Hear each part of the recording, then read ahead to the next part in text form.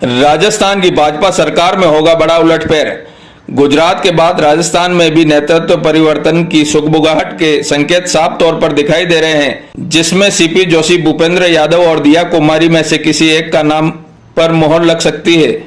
आपको बता दें कि बिहार विधानसभा चुनाव और राजस्थान के अंतर विधानसभा उपचुनाव होने के बाद राजस्थान की सियासी तस्वीर बदलने के पुख्ता संकेत मिल रहे हैं। गुजरात की तर्ज पर केंद्रीय नेतृत्व अब राजस्थान में भी प्रदेश सरकार में नेतृत्व परिवर्तन कर सकती है। इस महत्वपूर्ण मुद्दे पर आगामी दिनों दिल्ली में पार्टी की एक बड़ी बैठक बुलाई जा सकती है। इसी बैठक में प्रदेश के नए मुखिया के नाम पर मोहर लग सकती है। सूत्रों की माने तो मुखिया के नाम के लिए केंद्रीय नेतृत्व में केंद्रीय मंत्री भूपेंद्र यादव, भाजपा सरकार के पूर्व प्रदेशाध्यक्ष सीपी जोशी सहित उप मुख्यमंत्री दिया कुमारी के नाम में से किसी एक के नाम पर सहमति बन सकती है। इसी के साथ प्रदेश के निर्दलीय विधायकों में से कुछ विधायक अपना इस्तीफा देकर भाजपा की मुख्य धारा में शामिल हो सकते हैं। इन सब के बीच चौंकाने वाली बात यह भी है कि सियासी गणित के इस उलटफेर में पूर्व मुख्यमंत्री वसुंधरा राजे की भी अत्यंत महत्वपूर्ण भूमिका रहेगी। यहाँ गौरतलब यह है कि पूर्व प्रदेशाध्यक्ष जोशी और चित्तौड़गढ़ से निर्दलीय विधायक चंद्रभान सिंह आक्या के बीच विधानसभा चुनाव से चली आ रही सियासी खींचतान समाप्त होती दिखाई दे रही है। विधायक आक्या और सीपी जोशी दोनों ही आजकल सार्वजनिक कार्यक्रमों में भी एक साथ शिरकत करते दिखाई दे रहे हैं। सूत्रों की माने तो राजस्थान में भाजपा सरकार में बड़ा उलटफेर होना लगभग तय माना जा रहा है। इसका प्रमुख कारण भजनलाल सरकार का केंद्र की उम्मीदों पर खरा नहीं उतरना माना जा रहा है। इसके चलते भाजपा केंद्रीय नेतृत्व अब प्रदेश में बड़ा उलटफेर करके एक बड़ा सियासी संकेत देने की सोच रहा है।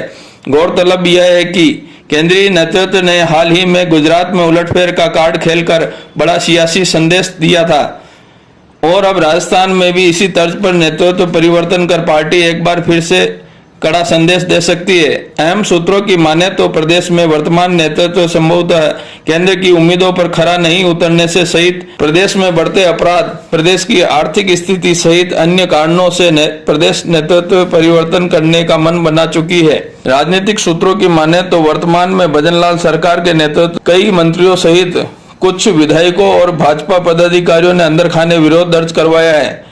ऐसे में दिसंबर माह तक प्रदेश नेतृत्व में बड़ा परिवर्तन होता है तो इसमें कोई संदेह नहीं है। इसके अलावा खबर यह भी निकलकर सामने आ रही है कि निर्दलीय विधायक इस्तीफा देकर भाजपा में शामिल हो सकते हैं। भाजपा सरकार के बदलते चेहरे के बीच सबसे चौंकाने वाली संकेत ये मिल रहे हैं कि विधानसभा चुनाव में करीब आधा दर्जन निर्दलीय विधायकों ने अपनी जीत दर्ज की थी। इनमें से भाजपा से बगावत कर बतौर निर्दलीय चुनाव जीतने वाले विधायकों को एक बार फिर से पार्टी की मुख्य धारा में लाने की कवायद के तहत इसी साल दिसंबर में उनसे विधानसभा की सदस्यता से इस्तीफा दिलवाकर उन्हें भाजपा में शामिल किया जा सकता है। यहाँ गौरतलब यह है कि प्रदेश में भाजपा की सरकार बनने के साथ ही भाजपा की पृष्ठभूमि से आने वाले विधायकों ने सरकार और संगठन को अपना समर्थन दे दिया था।